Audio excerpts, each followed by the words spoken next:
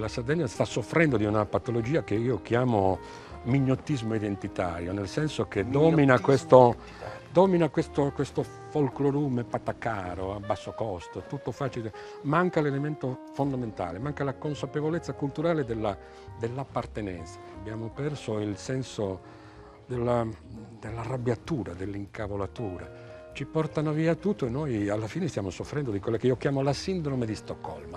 Siamo contenti, ci avvelenano il territorio, portano solo lavori che sono bocconi avvelenati e noi lì come minchioni legati come cani al ceppo, alla catena, quasi a ringraziare.